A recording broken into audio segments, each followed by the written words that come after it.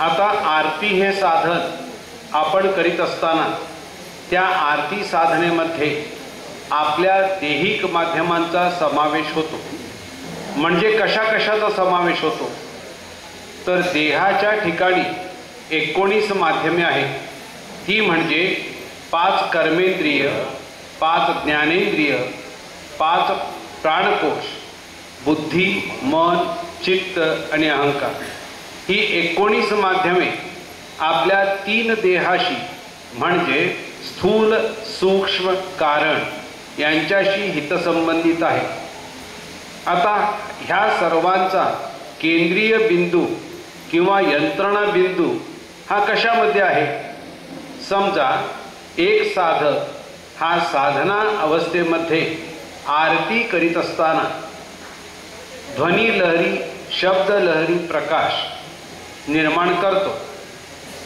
आता हा निर्माण केलेला प्रकाश व तुमच्या भोवतीने असलेला सूर्यप्रकाश किंवा चंद्रप्रकाश हा जसा असतो तसाच हा असतो का.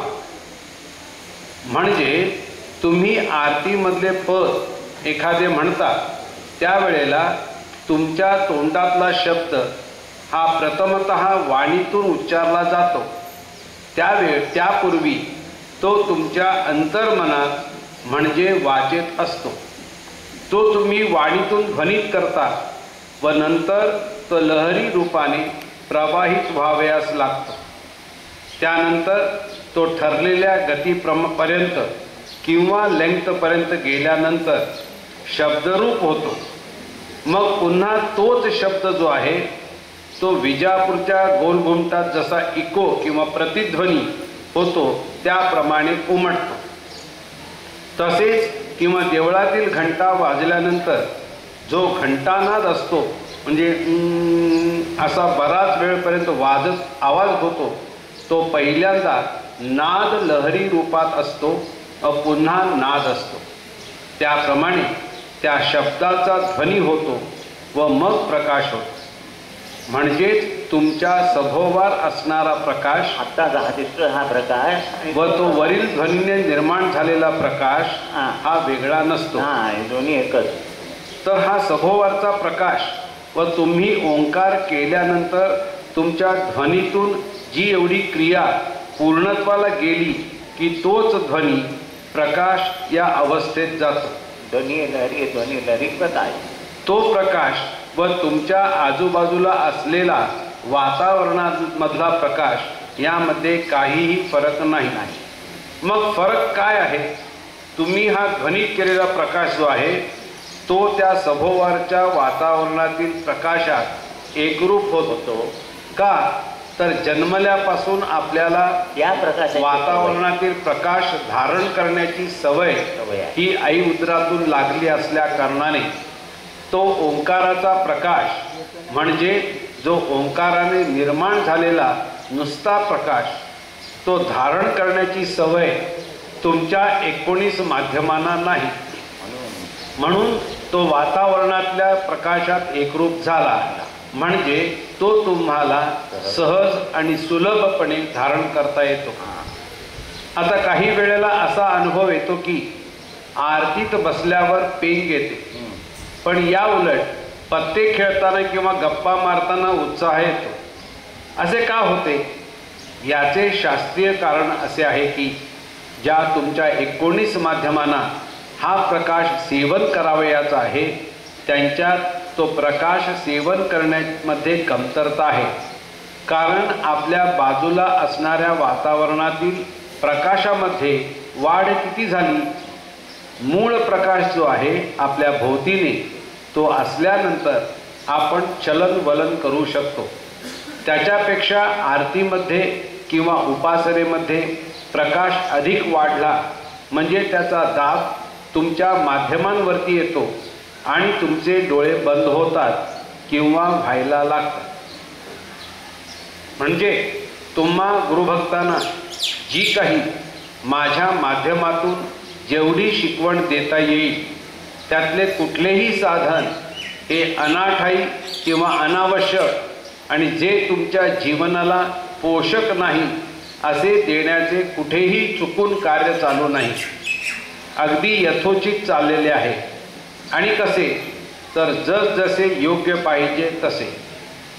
आता कळी असते, त्याचे फूल व्हावे म्हणून आपण कळी काढतो व ती हाताने फुलवतो, तर फूल उमलल्यासारखे वाटते पण वास येत नाही. म्हणजेच फूल जेव्हा नैसर्गिकरित्या फुलेल उमलेल तेव्हाच सुगंध वास येईल. जबरदस्तीने फुंकून उमलविल्यास ते उमलेल पण त्याला सुवास येणार नाही.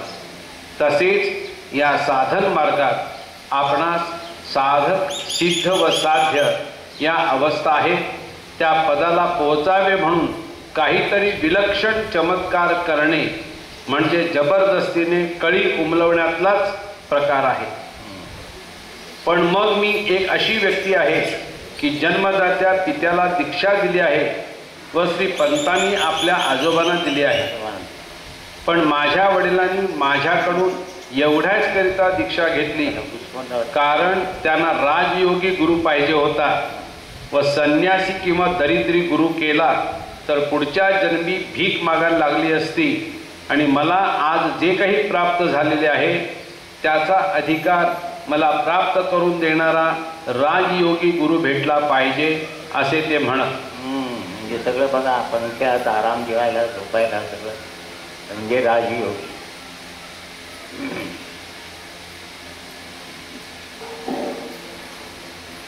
आता ह्या साधना जरी कितीही प्रखर असल्या तरी क्रमशः व नियमितपणे त्या करत गेले तर त्या साधनेचा प्रखरपणा कमी होतो व आपल्यामध्ये प्रखरपणा येतो. म्हणजेच आपण जे सौम्य असतो ते प्रखर व्हाव्यास लागतो व साधन जे आहे ते सौम्य व कमी व्हाव्यास लागते. हा उपदेश आमच्या वडिलांनी केला होता व तोच मी अंगीकारलेला आहे. पहिल्यांदा 10 सेकंदाचा ओंकार होता, 15 सेकंदाचे न्यास आणि 20 सेकंदाचं नामस्मरण होतं, हो ना. कोणते का आता 5 सेकंदाचं नामस्मरण, 10 सेकंदाचे न्यास म्हणजे 15 होते ते 10 सेकंद आले आणि पहिला ओंकार 10 सेकंदाचा जातो 5 सेकंद. म्हणजे जसं साधन कमी होतं म्हणजे आपण प्रखर होत जातो तर साधन कमी होतं. म्हणून आता आपली साधना 35 मिनिटात होती. पूर्वी ती 60 मिनिटं वगैरे लागायची. कळलं तुम्हाला. पहिल्यांदा साधन प्रकरण असतं, आपण मागे लागतो, तसं साधन आपण प्रखर व्हायला लागल्यावर साधन कमी होतं. परंतु तेच साधन अट्टहासाने लवकर न करता नित्याने एक नियम करून जर त्या क्रमाने केले गेले तर ते साधन कितीही प्रखर असले तरी ते सौम्य होते व साधक प्रखर होतो. तेव्हा सर्वात श्रेष्ठ अवस्था म्हणजे एक आपण करीत असलेली साधना ही आपण जाणणे, माहिती करून घेणे. कुठं हात ठेवायचा आहे, कसं करायचं आहे, पहिला न्यास कसा करायचा, दुसरा कसा करायचा, नामस्मरण किती करायचं आहे, श्वास कुठे घ्यायचा आहे. नंबर 2 त्याचा अनुभव घेणे. अनुभव घेतला. आता आरा काढून तुम्हाला दाखवला म्हणजे ती साधना धारण झाली आहे, तशी तुमच्यातही धारण झाली. नंबर 3 नंतर ते अनुभवणे म्हणजे 100% खात्री करून घेणे. मग आम्हाला दादांनी सांगितलं की आता तुम्ही निराकरण सांगा. मग निराकरण सांगितल्यावर त्यांची कामं होतात म्हणजे 100% ती धारणा झाली आहे आणि कामं होत आहेत म्हणजे ती अनुभव आपला 100% खात्री झाली. मग त्याचा अनुभव इतरांना देणे, मग पुढच्यांना तयार करणे. आपण सरकायचं आणि त्यांना बसवायचं, म्हणजे असे करा, असं करा, असं करून मार्ग पुढं जाईल. आता दादांच्या वेळेस ते आम्ही होतो, आम्ही ते सगळं अनुभव मग तुमच्यापर्यंत आणलं तर आम्ही पुढच्यानं तयार केलं तर त्यांनी पुढच्यानं न्यायचं म्हणजे हा मार्ग पुढं जाईल. या 4 गोष्टी किंवा जबाबदाऱ्या साधकाच्या जीवनामध्ये असतात आणि त्या अवस्थेपर्यंत नेण्यासाठी ह्या कार्याची स्थापना आणि हे कार्य आहे. नुसतं आलेल्यांच्या अडचणी सोडवायच्या, गळ्यात दोरे बांधायचे आणि जाम सांगायचं नाही आहे, ते आम्हीच होतं तुम्हाला कार्याकडे आकर्षित करायचं. आल्यानंतर प्रत्येकाचंच माध्यम सिद्ध केलं. तुम्ही साधना केल्यानंतर तुमच्या देहातून त्यांना पाहिजे ते कार्य होतंय. समजलं. तेव्हा कुणी आपल्याला कमी समजायचं नाही. येईल तशी साधना करायची जेव्हा वेळ मिळेल तेव्हा करायचं. म्हणजे अशा 4 गोष्टी गुरुमार्गामध्ये या लोककल्याणाच्या कार्यामध्ये कार्यार्थ दिल्या गेलेल्या असतात आणि ह्या अतिउच्च अवस्था ज्या आहेत ह्या साधकाला क्रमाक्रमानेच प्राप्त कराव्या लागतात. एकदम तुम्ही तिथे उडी माराल तर जमणार नाही आणि ते योग्यही नाही. आता वर सांगितल्याप्रमाणे साधना जाणवून देणे किंवा साधना कशी करणे हे सर्व सांगून झाले. म्हणजेच तो कार्यकारण भाव संपला. पंतांचे पद जे आहे की जाणणे नेणणे तव पायी वाहणे हेच त्याचे उत्तर आहे व तोच सारांश आत्ता मी सांगितला. आता आत्तापर्यंत ज्या ज्या साधन सिद्धता प्राप्त केल्या त्या गुरुना गुरुदक्षिणा म्हणून अर्पण कराव्या लागतात. तसे महारुद्र स्वाहाकार याग ज्यावेळी केला त्यावेळी श्री सद्गुरूंच्या चरणापाशी मी सेवा मान्य करून घेतली आणि ज्या सिद्ध सिद्धांत पद्धती तुमच्या प्रापंचिक जीवनाच्या कल्याणार्थ आणल्या त्या गुरुदक्षिणा म्हणून त्यांना एवढ्याचसाठी दिल्या की त्यांनी त्या तुम्हा भक्त भगणांना द्याव्या म्हणून माझ्यापाशी ठेवून त्या तुम्हाला देता येत नाही. हा गुरुमार्गातला नियम आहे. अत्यंत बिकट मार्ग आणि अत्यंत सुलभ मार्ग दोन्ही गोष्टी. पण ज्ञान झाले तर सर्व काही आहे. आज ही माध्यमं कार्यार्थ तयार झाली तर हे सिद्ध का झाले, कसे झाले? काल जे लोखंड होते त्याचे सोने झाले. आता सोन्याचा परीस होण्याची वेळ आली आहे. परीस लोखंडाला लावला तर सोनं होतं, परीस होत नाही. दादा परीस होते पण आम्हाला लावून आम्हालाही परीस केलं. परीस लावून लोखंडाचं सोनं नाही केलं तर म्हणजे परीसासाठी आपल्यासाठी हे सगळे परीस प्रत्येक कार्यकेंद्रावर निर्माण केले आणि मग कार्य पुढे निघतात. म्हणून त्यांच्यावर वाचते परत. काल जे लोखंड होते त्याचे सोने झाले, आता सोन्याचा परीस होण्याची वेळ आली आहे. ही अवस्था प्राप्त झाली कशामुळे? तर आपल्याला जो बहुमान प्राप्त झाला आहे ह्या जगतामध्ये त्याचा यत्किंचितही लोभ न ठेवता गुरूंच्या चरणाशी ठेवले. हे तुम्ही दिले होते, माझ्या जीवनाचे सार्थक झाले. आता माझ्या माध्यमातून जे माझे भक्त आहेत त्यांचा उद्धार करण्यासाठी हीच झोळी पुढे जाणार आहे किंवा जायची आहे. ही नाथपंथातील परंपरा आहे. म्हणून आज मी झोळी तिकडे ठेवून दिली आहे. तुमचे भवताप इत्यादी इत्यादी आता सर्व तिकडे. तर साधा विचार करा की तुमच्याकडे गॅस आहे, तो मोठा आहे, त्यावर लहान वाटी ठेवली तर जळून जाईल, तर मोठे भांडे त्यावर ठेवावयाचे आहे. आता तुम्हाला सज्ञान करण्याचा काळ आला आहे. म्हणजेच तुम्हाला साधक सिद्ध व साध्य ह्या अमौलिक व असाध्य अशा साधना प्राप्त करून देण्याचा काळ आला.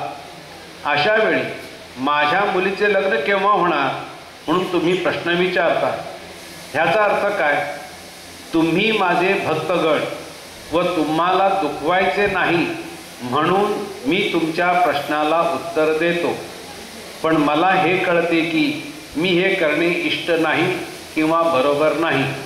तरीसुद्धा ते करायला तुम्ही भाग पाडता आणि तुमच्या त्या प्रश्नाला निवारण करण्याची माध्यमं इथे तुमच्यासाठी तयार ठेवली आहेत. परंतु आपल्यामध्ये व्यक्तिपूजनाचे महत्त्व दांडगे आहे ना. म्हणून माझे जे काय करतील ते दादाच, पण दादांच्या बरोबर इतरही आहेत ना. आत्तापर्यंत गुरुमार्गात हेच विपरीत घडले. एका व्यक्तिपुरताच गुरुमार्ग राहिला. त्यानंतर त्यांची शिष्य परंपरा राहिली नाही. पण आपल्या या समितीच्या कार्यामध्ये ही शिष्य परंपरा अशीच पुढे जाणार.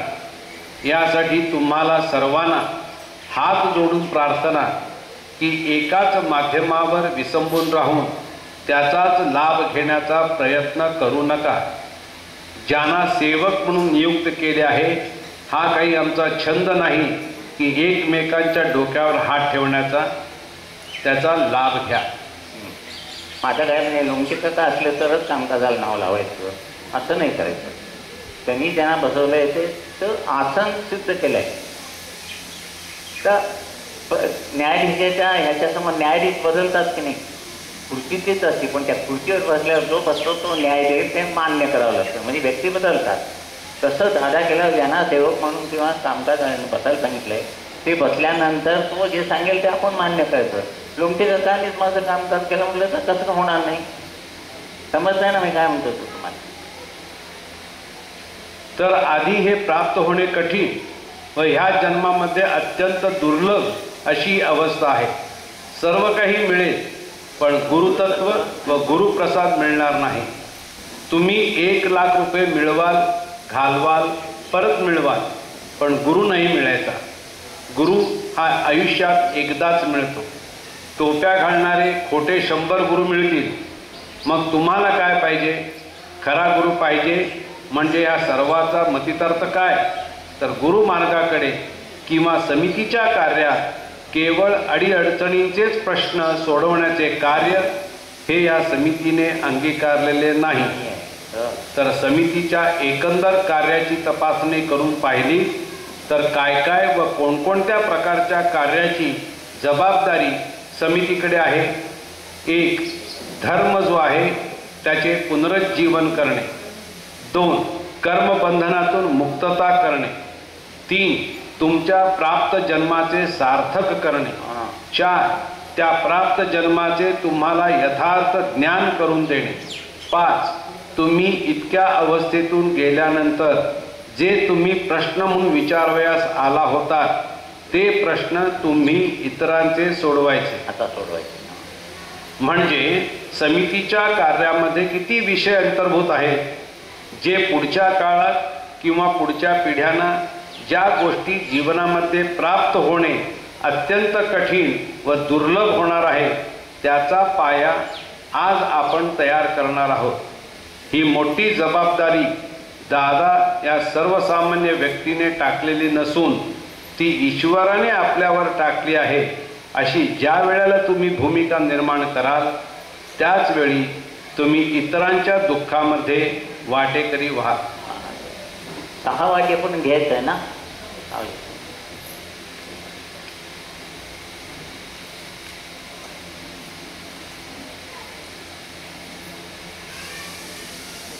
आता ही कार्ययोजना कशाबद्दल केली आहे आणि ही आता ही आध्यात्मिक समितीची कार्ययोजना त्याच्याबद्दल आपण वाचणार आहोत.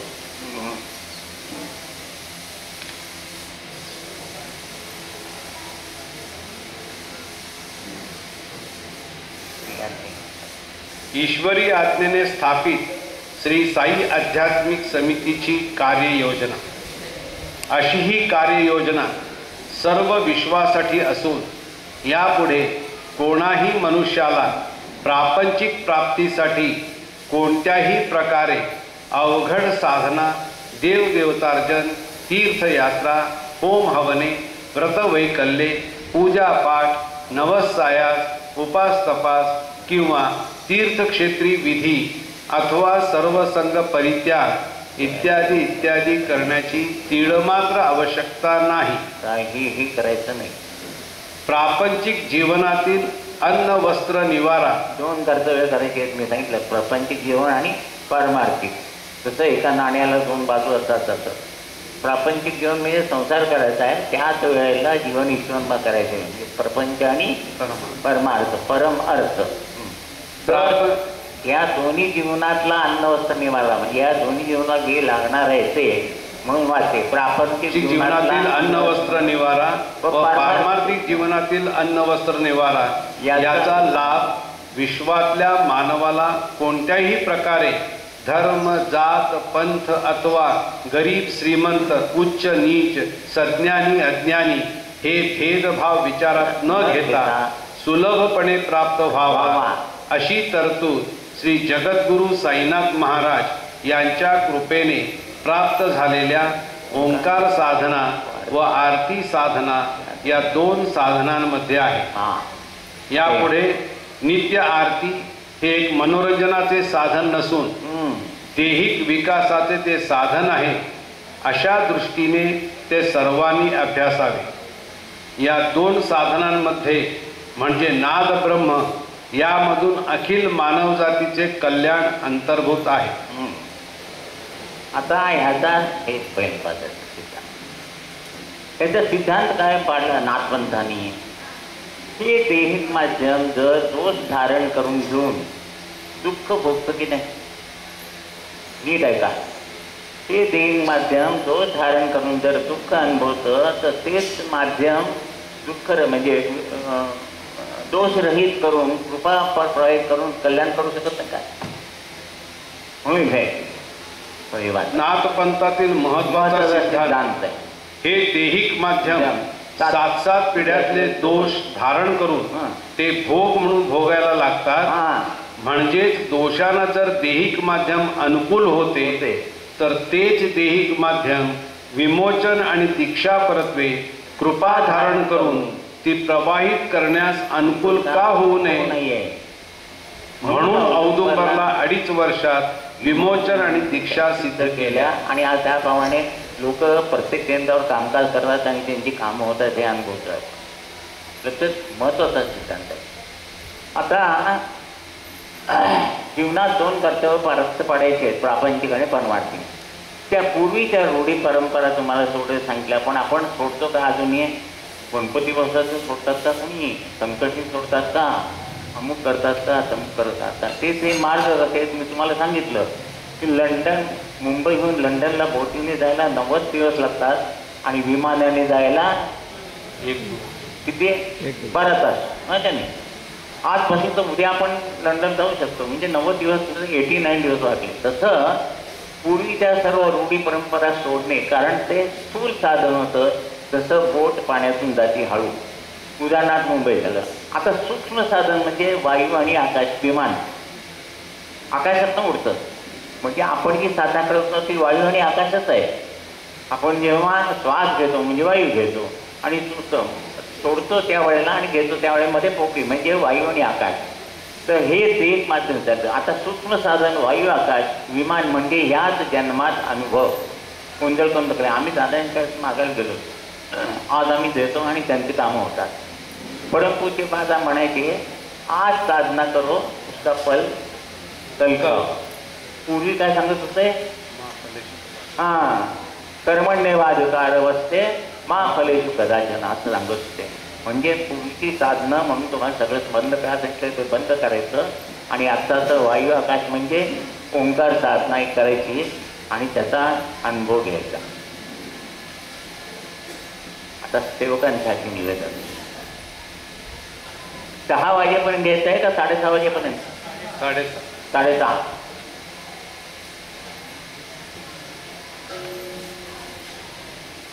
हे सेवक साधना संमेलन आहे, तर सेवकांसाठी महत्वाचे निवेदन आहे. ते सर्व सेवकांनी इथं लक्ष द्यावं. सेवक साधक यांनी सकाळी लवकर उठावे. रात्री 12 वाजेपर्यंत मोबाईल बघायचा आणि ओरडतात म्हणून पांघरून घेऊन आज मोबाईल बघत बसायचा. सगळं अनुभव आहे, सगळीकडे तेच आहे. यासाठी रात्री लवकर झोपणे आवश्यक आहे आणि महत्वाचं रात्री आहार हलका असावा. उठल्याबरोबर प्रथम देवाला नमस्कार करून आजचे कर्म कर्तव्य म्हणून पार पडू दे अशी प्रार्थना करणे. जमल्यास थोडा व्यायाम करून नंतर आंघोळ इत्यादी झाल्यावर शक्यतो आपले आतील कपडे धुवावे, नाहीतर साबणाच्या पाण्यात भिजवावे. का त्यात बंदीप्रक आणि चड्डीमध्ये जे कर्म झालेलं धारण होऊन विसर्जित झालेलं असतं आणि आपलं कर्म आपण धुवायचं असतं. म्हणून मांजराची येऊन इथून आणलं तुम्हाला. मांजर काय करतं त्याला माहीत आहे, पिटल्याबरोबर लगेच त्याच्यात माती घालतं, उठल्याबरोबर त्याच्यावर माती घालतं.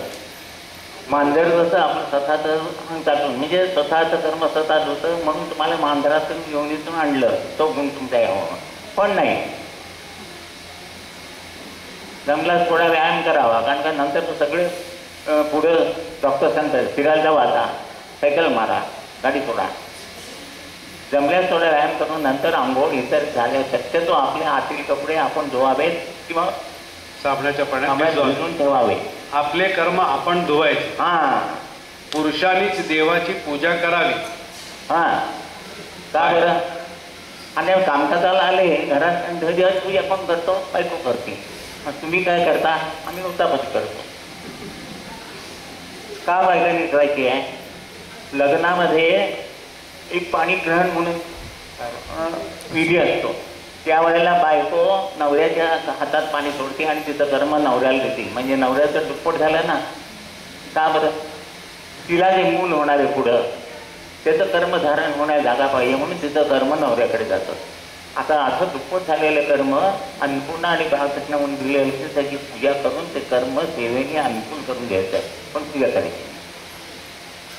आणि मग दुःख आलं ते सांगायचं काय करणार ते? केंद्रावर आले की पहिला प्रश्न हा घरात पूजा कोण करतो? बायका करतात. बायकांनी पूजा करायचीच नाही. समजलं? आता पुढं बायकांनी सर्व तयारी करून द्यावी. हां, उदाहरणार्थ निरांजन घाला, निरांजन घालून द्या, तेल घालून द्या, दूध साखर नैवेद्य द्या, उद्बत्ती लावून द्या, बाकी सगळं करून करा. तुम्ही असून आचमन करून देवाला गंध लावून फुलं वाहून देवा तुम्हीच फिरता. सेवा करो और मेवा खाओ. नंतर ओंकार साधना व दैनंदिन प्रार्थना ही केलीच पाहिजे. त्याच्यातूनच तुमचे उज्ज्वल भविष्य घडणार आहे. फक्त दादाबाबांचे फोटो, प्रतिमा यांचे पूजन करणे, रूढी परंपरा बंद करणे, उपास तपास, संकष्टी, श्राद्ध पक्ष, नवसायास, दीड नमस्कार, वटपौर्णिमा, हरितालिका, गणपती इत्यादी इत्यादी सर्व काही न करणे म्हणजे खऱ्या अर्थाने वटपौर्णिमेचा व्रत करता की नाही? खरंच म्हणजे ऑनेस्टली उत्तर द्यायचं. कशा करता? 7 जन्म हात नवरा मिळावा म्हणून वाटतं तर खरं. आत्ता भेटला ते भेटा, पुन्हा भेटू नका असं म्हणायचं आणि मग कशाला व्रत करायचं? बरं, तुमच्या म्हणण्याप्रमाणे पुढच्याही जन्मात तोच मिळाला म्हणून याचं काही हे आहे का? म्हणजे काय?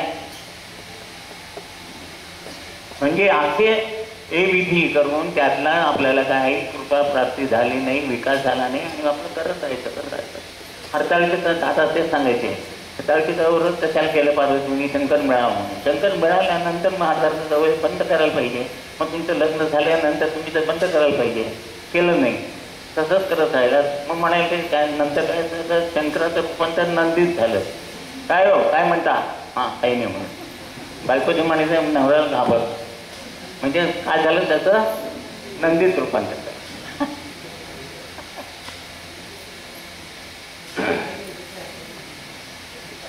म्हणजे खऱ्या अर्थाने उपवास, गुरूंच्या जवळ असणे. उपवास जवळ.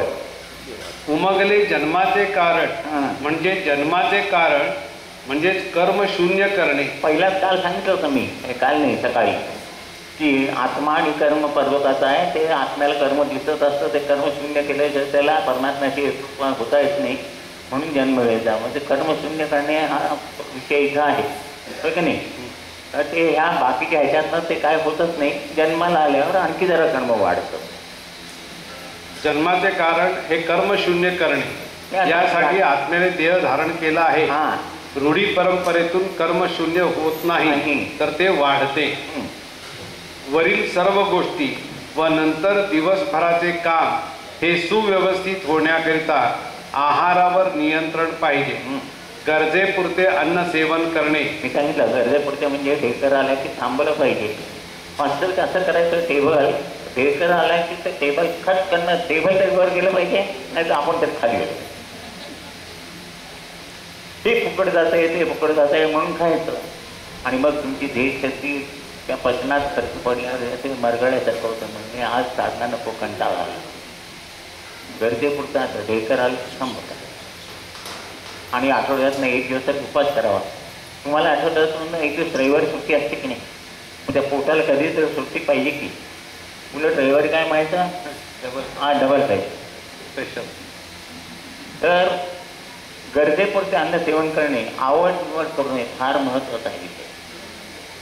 आवड निवड का करायचं नाही? हे आवडत नाही, ते आवडत नाही. तर दादाने सांगितलं, आता तुम्ही सगळ्या गुरु करून ये, दूध उकळे स्तर तापवलं तर नाचत नाही, बरोबर आहे?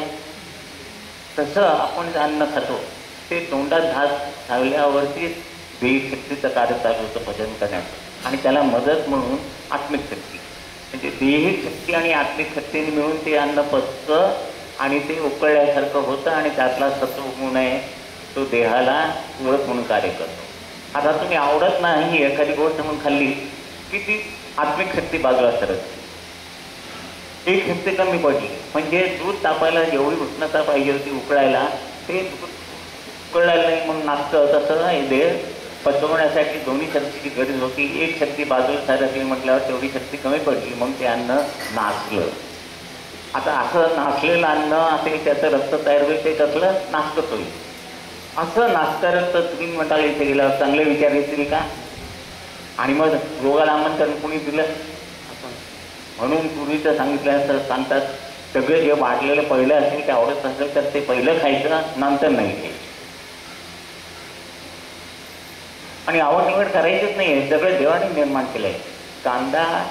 कांदा फळा भाजी अवघी मिठाई माझी, म्हणजे हे सगळं देवाने निर्माण केलं आहे. नावं ठेवण्याचं तुम्ही कोण? कारलं करून मला लागतं, ते तुला वाचत आवडत नाही, मला हे आवडत नाही, मला ते आवडत नाही, मग करायचं काय? आणि घरात 5 माणसं असतील, एकाला भाकरी पाहिजे, एकाला पोळी पाहिजे, एकाला पुरी पाहिजे, त्या बाईने करायचं काय? जे तिने केलं असेल ते सर्वांनी आवडीने खाणे. अनुभव आहे सगळ्यांना, नुसतं जवळ म्हणतात पण घरी गेले तेच करतात. गरजेपुरतं अन्न सेवन करणे, आवड निवड करूच नाही. म्हणून वंदनीय दादांनी एक वाक्य सांगितले आहे की जोपर्यंत अन्नमय कोशावर आपण विजय मिळवित नाही तोपर्यंत परमेश्वर प्राप्तीचा दिग्विजय आपण करू शकत नाही. अशा तऱ्हेने जे अन्न समोर येईल ते प्रेमाने गुरूंचा प्रसाद म्हणून सेवन केल्यावर नीट आहे का? जिभेचे रूपांतर जिव्हा असे होते. जिव्हाळा. नंतर त्यातूनच जिव्हाळ्याचे प्रेम स्रवते. बोलण्यावर कळतं मनुष्य कसा बोलतोय समोरचा. तसेच पुढे जाऊन त्याचे रूपांतर रचनेत होते व सेवकांना वाचा सिद्धी प्राप्त होते. ती अशासाठी की ज्यामुळे कामकाजाचे वेळी किंवा इतर वेळी जा तुझे कल्याण होईल अशा केवळ वाक्याने त्याची कार्यसिद्धी होईल. किती सोपे आहे. असे केल्याने आपल्या जीवनाची सार्थकता होईल. म्हणून ती पण आरती आहे. तू तरी चरणा रसने जपतप साधन काही न लगे नामाची आज संकरण. म्हणून जप तर काही नको, रचना त्याचं रचनेत रूपांतर झालं की त्या तुझं कल्याण एवढं. दादा तेच म्हणायचं, जा तुझं कल्याण एवढं म्हटलं तर तुमचं कल्याण होतं. पण तुम्हाला सवय लागली ना, काय नारळ पूजाला दिला नाही, तुझी दिली नाही, अरे काय दादा काय तुला काही दिलं नाही, जा कल्याण होईल म्हणायचं. म्हणून तेच द्यायचं, प्रसाद पुण्याला द्यायचा, आवडी चुकडी द्यायची, जोरा बांधायचा. सायकॉलॉजी त्यांची सायकॉलॉजी सांभाळण्यासाठी यासाठी दिलेली उपासना म्हणजेच ओंकार साधना ही करीत राहावे. देव निश्चित फल देणार आहे. आता काय काय नियम करतात, नवरात्रात चप्पल न घालता 10 दिवस करायचं. मग देवी प्रसन्न झाली का? आणि काटा बदलाय घेण्याचा हा इकडे लाभ. कुणी सांगितलं असेल? मग कुणी सांगितलंय? देवाजवळ दिवाला असताना नवरात्र म्हणायचं तेल किती महाग. म्हणजे कसं का ह्याला जेवायला बोलवायचं घरी आणि भात वाढायचा, तांदूळ किती महाग आणि डाळीचं पीठ किती महाग. ह्या जेवण गोड लागेल का? तसं देवाला म्हणजे तेल घालून दिवाला यायचा, तेल किती महाग. म्हणजे देवाची त्यापेक्षा दादा म्हणाले लावूच नका ना. देव भावाचा भुकेला तुका वैकुंठाशी गेला. भाव नाही तिथं.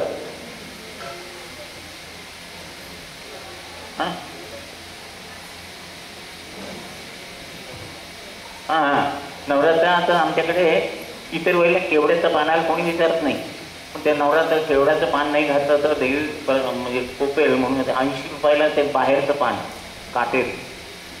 आणि पडवळाची भाजी नाही देत तर देवी राहवती, म्हणून ते एवढं पडवळ 10 रुपयाला बांधव केला. इतर वेळेस पण पडवळ बघत येईल. तुम्ही सांगितलं देवी खाती का? ते देवी कोपायला देवी खाती का? खातं कोण? म्हणजे तीच आपलं करत जायचं की हे केल्यामुळे आपल्याला काय फायदा झाला किंवा आपल्याला काय समाधान लागलं हे कधीच विचार केला नाही. दादा म्हणाले विचार करायचे का? म्हणून सगळं बंद केलं. त्यामुळे बरं झालं. पडवाची भाजी महाग आहे मग केली नाही, तर देवी म्हणे का पडवाची भाजी केली नाही, म्हटलं तिचा हात पकडा केला म्हणजे देवी प्रसन्न झाली. बदल हा आपल्याच घडवायचा आहे. आता आपल्या सगळ्या नागपंचाची दीक्षा घेतलेल्यांनी खरवस खायचं नाही आणि पडवळाची भाजी. पडवळ म्हणजे एकदा सापासारखा आहे ना, त्यांचं देव साप, आणि ते वासळासाठी न देता ठेवतात, ते मिळून विकत खरवसासाठी देतात. पण खरवसाने आपण पडवळ खायचं नाही आणि नरसोबाच्या वाडीला पण जायचं नाही आहे. औदुंबरला जायचं एक चालतं आहे, नरसोबाच्या वाडीला का जायचं नाही तर त्यांनी ओंकार जो दिला आहे ते म्हणाले आता ना संख्या ओंकार मी तुला दिला आहे, तो परत तू वाडीला येऊ नको, तू मला आहे आणि तुझ्या भक्तांना पण येऊ नको म्हणता. गुरुमार्ग हा पी हळद आणि हो गोरा असा नाही, तेव्हा निष्ठा ठेवून सबुरीने घेईल. शांत बसणे. गुरुमार्ग म्हणजे आपल्या मनासारखे न घडणे, पण जे घडत आहे ते माझ्या हिताचे कल्याणाचेच घडेल अशी श्रद्धा ठेवावी. आपण सेवा करीत राहणे, देव फल निश्चित देणार आहे असा विश्वास हवा. हा गुरुमार्ग म्हणजे काय आहे व आपले जीवन म्हणजे काय व त्याची सार्थकता करणे म्हणजे निश्चित काय करणे हे समजण्यासाठी गुरुप्रसाद, आत्मनिवेदन, 8 सेमिनारची पुस्तके तसेच वेळोवेळी दिलेली निवेदने शांतपणे वाचून चिंतन मनन करणे, त्याचे ज्ञान झाल्यावर ह्या गुरुमार्गात आपण आलो आणि धन्य झालो असे वाटेलच. कारण गुरुनी हसत खेळत नकळत नर अवस्थेतून नारायण अवस्थेपर्यंत नेऊन कार्य करण्यासाठी ह्या जगात सोडून दिले आहे. याचा बोध घेऊन जाणीवपूर्वक पुढचे जीवन व्यतीत करावयाचे आहे. आता इथे औदुंबरला किंवा तुम्ही ह्याला घ्या बत्तीसराला तर काय प्रार्थना करायची ते सांगितलंय. ती प्रार्थना आम्ही सांगेल, तुम्ही सगळेजण म्हणा, मग पुढचा विषय थोडासा आहे. कारण आता औदुंबरला आपण आज काही जण दुपारी दर्शन घेऊन गेलेत, ते सकाळी जाऊन आलेत, अजून काही संध्याकाळी जाणार आहेत. तर तिथं जाऊन जी प्रार्थना काही जणांनी म्हटली नसेल तर आता जाऊन ते म्हणतील, तर सगळ्यांसाठीच ही प्रार्थना मी सांगतो, ती सर्वांनी म्हण. माझा जन्म जीव म्हणून झाला, गुरुकृपेने त्याचा आत्मा झाला. आता पुढे गुरुकृपेनेच परमात्मा या अवस्थेचा लाभ होऊ दे. शुभम भव.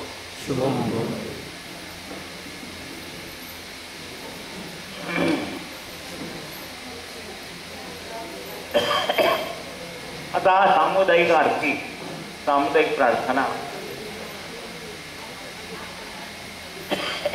झालं का?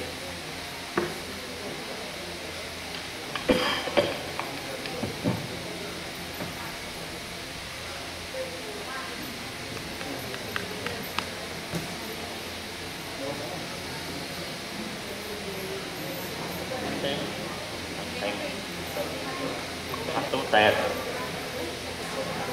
आता सर्वांसाठी एक महत्त्वाचं निवेदन आहे, त्याचं वाचन करतो आणि काका विवेचन करतील. Well begun is half done. अर्थात दिवसाची सुरुवात चांगली करण्याने आपले अर्धे काम आधीच होईल.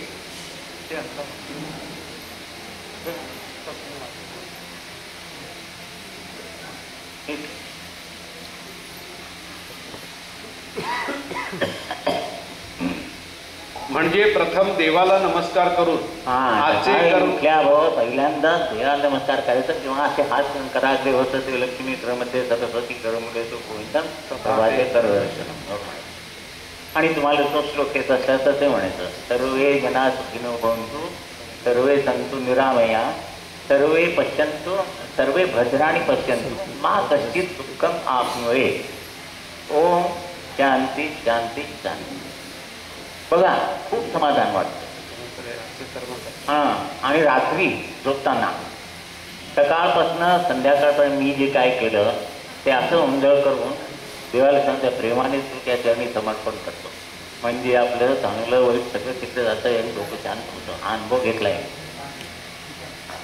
आणि म्हणायला 2 मिनटं लागतात. करून बघा. मी केंद्राला बोर्डावरच लिहून ठेवलं आणि सगळे मला भेटून सांगतात महिन्यात 2 महिन्यांनी करतात. म्हणजे सगळं तिकडे जातं ना. जसं स्वयंपाकघर असतं आपलं आणि त्याला तिकडे ड्रेनेज कनेक्ट केलेलं असतं. तिथं मटण कापा नाही तर भाजी कापा, काय करायचं, रात्री बाल्टीवर पाणी घालून केरसुणी झाडून टाकले सगळं स्वच्छ. तसं सकाळपासून मी जे काही केलं चांगलं वाईट ते सर्व तुमच्या चरणी अर्पण करतो म्हणायचं आणि उद्या लावून पण झोपू टाकायचं. म्हणजे प्रथम देवाला नमस्कार करून सकाळी आजचे कर्म कर्तव्य म्हणून पार पडू दे असे म्हणणे. रोज घराबाहेर पडताना देवाला प्रार्थना करा. काय म्हणून? तर कर्म करायला निघालो आहे ते कर्तव्य म्हणून पार पडू दे. देवाकडे अन्याय नाही. कर्तव्य पूर्ण केले नाही की कर्म शिल्लक राहते व पुन्हा जन्म घेण्यास भाग पाडते. सकाळी उठल्यावर आजचे कर्म कर्तव्यानुसार होऊ दे अशी देवाला प्रार्थना करा. आंघोळ केल्यावरच साधना करावी असे काही नाही. म्हणजे मी मनाने सांगितलं नाही, मगाशी दादाने सांगितलं हे सगळं. आंघोळ केलं तुम्ही कारण सांगता, आंघोळ झाली आज पाणी आलं नाही. तुम्ही काही कारण सांगू नये पण साधना करावी म्हणून सांगितलंय दादा.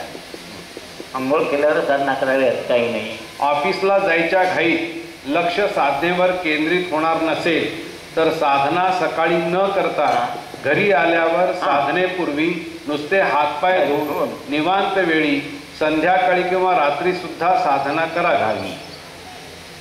सद्गुरु नामस्मरण आज जे करीत आहात त्याची प्रचिती भवितव्यात येईल.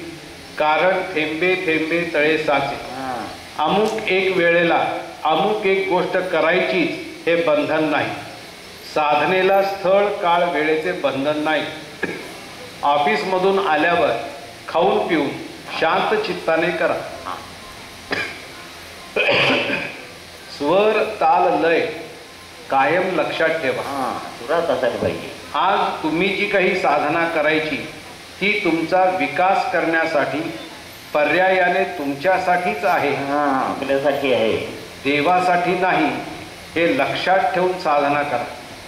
शांत चित्ताने स्वर ताल लय याकडे लक्ष देणे एवढे फक्त ध्यानात ठेवून साधना करा. जगात आज एकंदर कितीतरी नामस्मरणे आहेत पण यात सर्वात ओंकार साधना सर्वश्रेष्ठ आहे. एक काळ असा येईल की देव आहे की नाही असे लोक विचारतील, परंतु जोपर्यंत जग आहे तोपर्यंत ओंकार आहे. ओंकार म्हणजे श्वास उच्छ्वासाच्या क्रियेचा मध्य. भवितव्यात ओंकार साधनेची मानवाला अत्यंत गरज आहे. गुरुतत्व व त्याचे जीवनातील महत्त्वाचे कार्य. ईश्वराने जो संदेश पाठविला तो आम्हा भक्तांपर्यंत पोहोचवणे हे श्री गुरूंचे कार्य. संदेह आपल्या देहात असतो. संदेह म्हणजे संशय व संदेश देवाकडून येतो. संदेश देवाकडून येतो आणि संदेह म्हणजे संशय आपल्याजवळ असतो. तुमची विनंती देवाकडे पोहोचवतो व देवाचा आशीर्वाद तुम्हाला देतो. म्हणून गुरु हे देव आणि भक्त यांच्यामधले माध्यम आहे. पोस्टमॅन सारखं. तेव्हा पोस्टमनने बाहेरगावी असलेल्या प्रेयसीचे पत्र आणले म्हणून तुम्ही पोस्टमनला मिठी माराल का किंवा त्याचे चुंबन घ्याल का? पण बाहेर आज असेच चालले आहे. गुरु आपले अवास्तव महत्त्व वाढवित आहे म्हणजेच व्यक्तिपूजन. तर देव व भक्त यांच्यामध्ये गुरु हे केवळ माध्यम. ह्यासाठी ह्या जन्मात गुरूंची व आपली भेट होणे हा कपिला षष्ठीचा योग आहे. या जन्मात गुरूंची व आपली भेट झाली की गुरु सांगतात तो उच्चार म्हणजे ऐकणे, त्याऐवजी काही मागणे म्हणजे गुरूंची किंमत कमी करणे.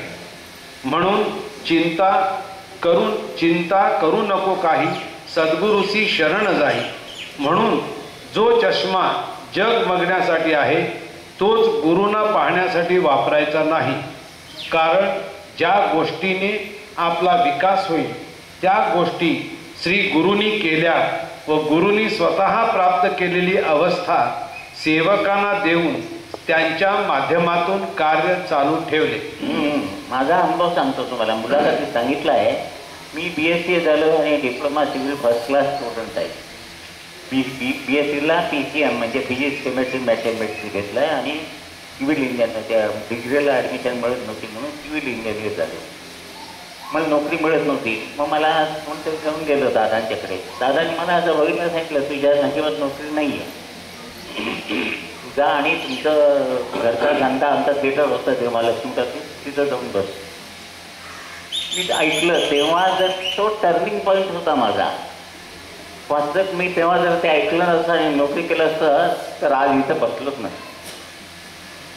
त्याच्यावर सांगितलं, गुरु सांगतात ते ऐकत नाहीत. या जन्मात गुरु सांगतात तो उपचार म्हणजे ऐकणे, त्याऐवजी काही मागणी म्हणजे गुरूंची किंमत कमी करणे. गेलं मग काय करतं आणि याला माहीत आहे हा येऊन बसायचा.